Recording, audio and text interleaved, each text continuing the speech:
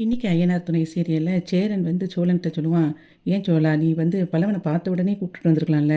நீ ஏன் லேட் பண்ண?" அப்படின்னு சொல்லி கேட்பான். அதுக்கு சோழன் சொல்லுவான், "எனக்கு முதல்ல அவன் பல்லவன் தானா அப்படின்னு சொல்லி ஒரே யோசனையிலேயே உட்காந்துருந்தேன். நம்ம பல்லவனா அப்படிங்கிற ஒரு சந்தேகம் தான் எனக்கு.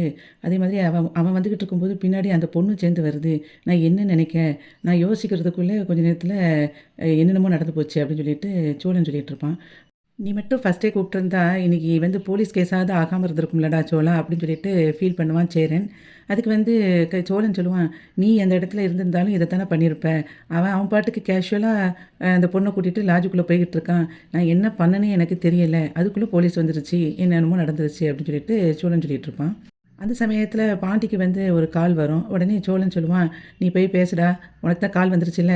நீ வந்து சும்மா இருக்கிற நேரத்தில ஃபோன் பேசணும். இல்லைன்னா மத்த நேரத்தில என்னைய வந்து குறை சொல்லணும். உனக்கு இதுதானே வேலை." அப்படின்னு சொல்லிட்டு ஏதோ கடுப்புல பேசிக்கிட்டு இருப்பான் சோழன். நிலா சொல்லுவா, "இப்ப எதுக்கு அவங்க மேல கோவப்பட்டுருக்கீங்க?" அப்படின்னு சொல்லி திட்டுவா. அதுக்கு வந்து சோழன் சொல்லுவான், "ஆமாங்க. அவன் என்னைய பேசும்போதெல்லாம் நீங்க ஒண்ணும் சொல்லிறாதீங்க. நான் யார்ட்டயாவது பேசும்போது மட்டும் பேசுங்க." அப்படின்னு சொல்லிட்டு அவன் டென்ஷன் ஆகி சொல்லிட்டு இருப்பான் சோழன். வெளிய வந்து பாண்டி ஃபோன அட்டெண்ட் பண்ணுவான். அப்ப அங்க வானதி பேசுவா.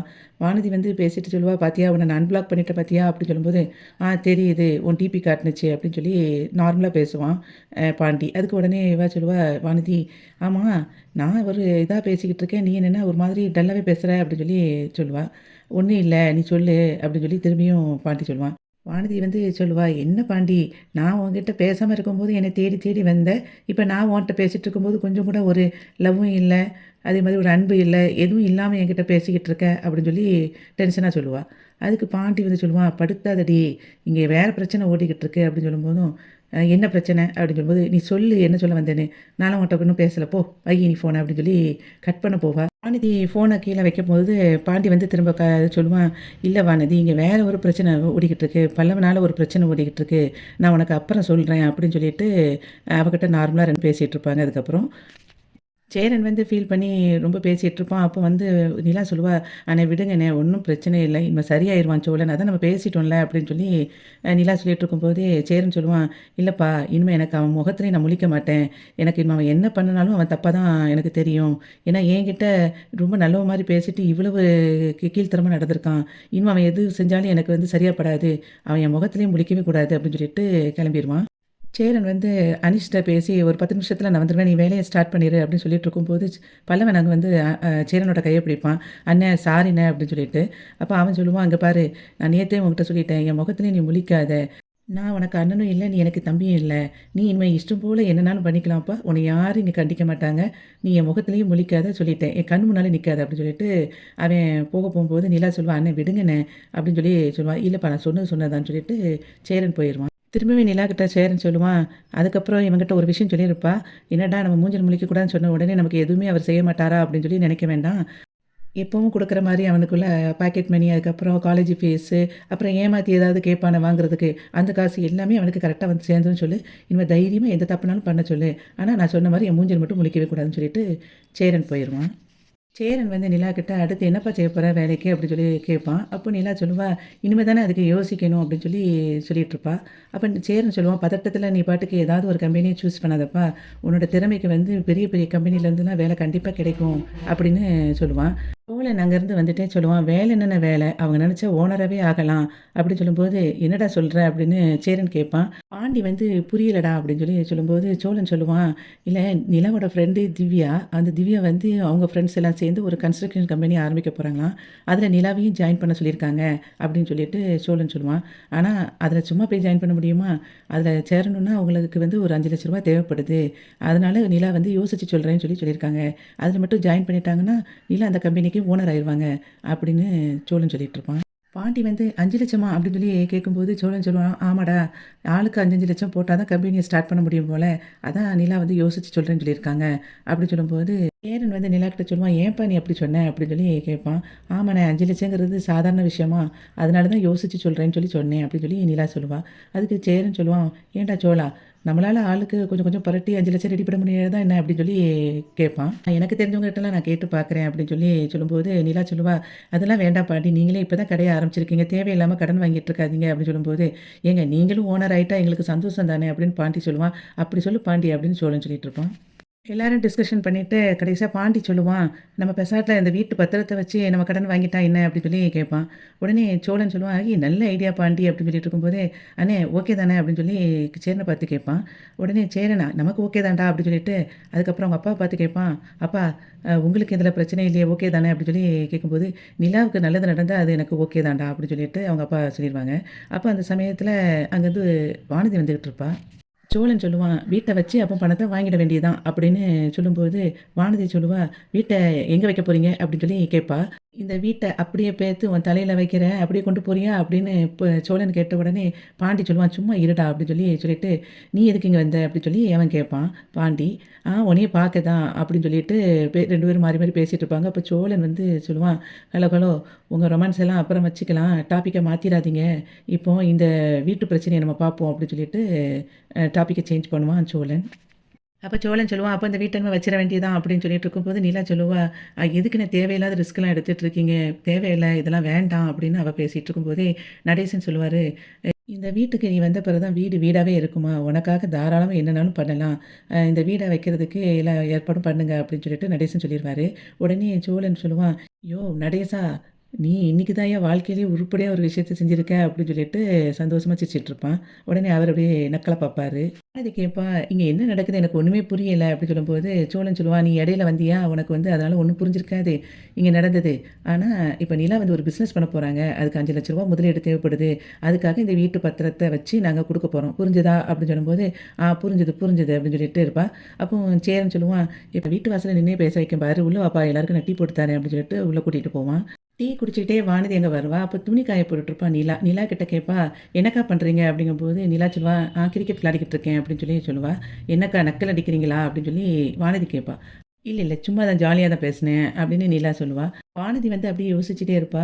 நடேசன் வந்து இவ வீட்டுக்கு வந்த பிறகு தான் நல்லா இருக்கு, வீடு வீடா இருக்குன்னு சொன்னதும், அப்புறம் சோழன் வந்து வீட்ட அடமானம் வைக்கணும்னு சொல்லி சொன்னது, எல்லாருமே நிலாவுக்காக பேசினது எல்லாத்தையுமே யோசிச்சு பாப்பா.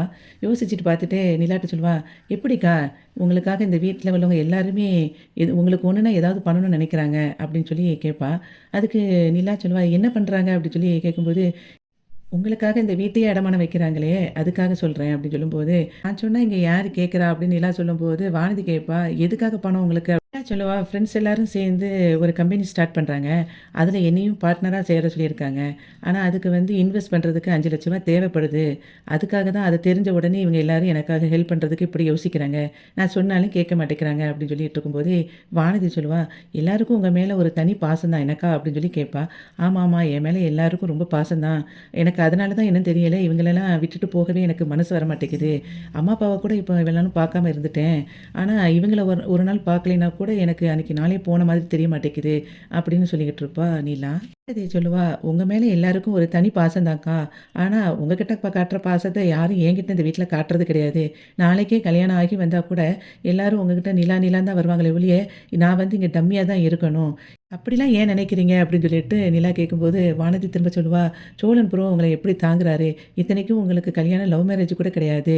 அந்த ஒரு காமெடியான கல்யாணம் தான். அந்த காமெடியான கல்யாணத்துக்கே அவங்க வந்து இப்படி உங்கள தாங்குறாரு. ஆனா பாருங்க நாங்க உருகி உருகி லவ் பண்றோம் நானும் பாண்டியும். ஆனா அவரு எனக்காக எதையுமே பண்ண மாட்டேங்கிறாரு" அப்படின்னு சொல்லிட்டு ஃபீல் பண்ணிட்டுருப்பா வானதி. நிலா சொல்லுவா, "நீங்க ஏன் வானதி இப்படி ஃபீல் பண்ணிட்டுருக்கீங்க?" அப்படின்னு சொல்லிட்டு இருக்கும்போது, அங்க பாண்டி வந்து நிப்பான். நின்னுட்டு யோசிப்பான், "ஐயய்யோ! இது 2ம் டேஞ்சரஸ் காம்போவாச்சே!" அப்படின்னு யோசிச்சுட்டு, "என்ன பேசுறாங்கன்னு தெரியலையே!" அப்படின்னு நினைப்பான். அப்போ வானதி சொல்லுவா, "நம்ம 2 பேத்தையும் ஒண்ணா நடத்துவாங்கன்னு எனக்கு இந்த வீட்ல நம்பிக்கையே இல்ல" அப்படின்னு சொல்லி சொல்லுவா. "அப்படிலாம் இல்ல வானதி. 2 பேரையும் ஒரே மாதிரி தான் நடத்துவாங்க. நீங்க கவலையே படாதீங்க" அப்படின்னு சொல்லிட்டு இருக்கும்போதே, அங்கேருந்து பாண்டி வந்துட்டு, "என்ன பேசிட்டு இருக்கீங்க?" அப்படின்னு சொல்லி கேட்பான். அப்ப நிலா சொல்லுவா, "நான் சும்மா தான் பேசிட்டு இருக்கோம். நீங்க 2 பேரும் பேசிட்டு இருங்க. நாங்க போறேன்" அப்படின்னு சொல்லிட்டு அவ கிளம்பி போயிருவா. பாண்டி வந்து ஃபீல் பண்ணுவான். "ஐயய்யோ! இவ என்ன பேசுனான்னு தெரியலையே! இவகிட்ட எதுவும் சிக்கிரக்கூடாதுடா" அப்படின்னு சொல்லிட்டு அவட்ட போய், "என்ன வானதி, நீ எப்படி என்ன பார்க்க வருவேன்னு தெரியும்" அப்படின்னு சொல்லிட்டு சொல்லுவான். "ஆமா, உனக்கு என்னத்த தெரியும்?" அப்படின்னு சொல்லிட்டு திரும்ப இவ ஸ்டார்ட் பண்ணுவா. "உன்னால என்ன பார்க்காம இருக்க முடியாதுன்னு எனக்கு தெரியும். நானும் உன்ன பார்க்க வந்தேன்ல, அது மாரி நீ என்ன பார்க்க வருவேன்னு நான் நம்புனேன்" அப்படின்னு சொல்லி சொல்லிட்டுருப்பான்.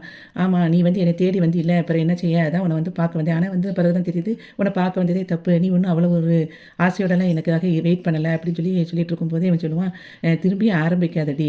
நான் ஏற்கனவே செஞ்சது எல்லாமே தப்பு தான். உன்கிட்ட மன்னிப்பும் கேட்டுட்டேன். திரும்ப திரும்ப அத பத்தியே பேசிக்கிட்டே இருக்காத. நான் உன்கிட்ட வந்து பொண்ணு பார்க்கறதுக்கு வரலைங்கிறத ஃபர்ஸ்ட்டே சொல்லியிருக்கணும். அத சொல்லாம விட்டது தப்பு தான். அப்படியா சாரி" அப்படின்னு சொல்லிட்டு திரும்ப திரும்ப அந்த டாபிக் டாப்பிக்க பத்தி பேச வேண்டாம் அப்படின்னு சொல்லிட்டு, அவன் காஃபி குடிச்ச கிளாஸ கீழ வாங்கி வச்சுட்டு அங்கிட்டு, இங்கிட்டு திரும்பி பார்ப்பான். அவள ஹக் பண்ணிருவான். ஹக் பண்ண உடனே இவ அப்படியே ஹாப்பி ஆயிருவா வானதி. பாட்டி வந்து ஹக் பண்ண உடனே கொஞ்ச நேரம் சந்தோஷமா இருக்கிற மாதிரி இருப்பா. அதுக்கப்புறம் பிடிச்சு தள்ளி விட்டுருவா. அப்போ அவன் சொல்லுவான், "ஏன்டி நான் இவ்வளோ நாள் உன்ன பார்க்காம உன்ன சந்தோஷமா உன் கூட இருக்கணும் அப்படிங்கிறதுக்காக ஹக் பண்ணா, இப்படி பிடிச்சு தள்ளி விடுற?" அப்படின்னு சொல்லி அவன் கேட்பான் பாட்டி. அதுக்கு அவ சொல்லுவா, "நான் உன்ன பார்க்க வந்திருக்கவே கூடாது. நான் வந்த நேரத்திலன்னா இங்க என்னென்னமோ நடக்குது" அப்படிம்பா. "என்னடி நடக்குது?" அப்படின்னு சொல்லி அவன் கேட்பான். "ஆமா, இந்த வீட வந்து இப்போ எதுக்காக அடகு வைக்கிறீங்க?" அப்படின்னு சொல்லிட்டு வேற மாதிரி டாபிக்குள்ள போவா. அப்போ அவன் சொல்லுவான், "ஆமா, வீட்டு பத்திரத்த அவங்களுக்கு தேவை இருக்குல்ல, அதுக்காக வைக்கிறோம்" அப்படின்னு சொல்லி இவன் சொல்லுவான் பாட்டி. அதுக்கு வானதி சொல்லுவா, "இதுக்கு முன்னாடிலாம் நீங்க வைக்கவா நினைச்சீங்க? அவன் கடை வைக்கும்போதெல்லாம் அப்போ அந்த வீட்ட பத்திரத்த வைக்கணும்னு தோணல. இப்ப அவங்க அன்னிக்குன்னு சொன்ன உடனே நீங்க எல்லாமே செய்றீங்க" அப்படின்னு ஃபீல் பண்ணுவா. பாண்டி சொல்லுவான், "என் கடைய வந்து நான் வாங்குற நேரத்தில எங்களுக்கு இந்த வீடு எங்களுக்கு சொந்தமானதுன்னே எங்களுக்கு தெரியாது. அதுக்கப்புறம் வந்து தான் எங்களுக்கு தெரிஞ்சது" அப்படின்னு சொல்லும்போது, "இல்ல, இல்ல, உங்க அண்ணிக்குன்னா நீங்க எல்லாமே செய்வீங்க" அப்படின்னு சொல்லி சொல்லுவா. "வேற யாராவதுன்னா நீங்க இதெல்லாம் யோசிக்க கூட மாட்டீங்க" அப்படின்னும் சொல்லுவா வானதி. அதுக்கு அவன் சொல்லுவான், "அப்படிலாம் கிடையாது. இந்த வீடு கிடைச்சதே முதல்ல எங்க அண்ணியால தான். நாங்க ஏதோ ஒரு வீட்டுக்கு வாடகைக்கு தான் போகணும்னு நெனச்சோம். ஆனா அவங்க உயில் இருந்தா எப்படியாவது இந்த வீட்ட மீட்டுறலாம்னு சொன்னதே அவங்க தான். வீட வந்து அப்படியே அந்த உயில கண்டுபிடிச்சு குடுத்ததும் அவங்க தான். அதனால அவங்களுக்கு நாங்க செய்றதுல எந்த தப்புமே கிடையாது.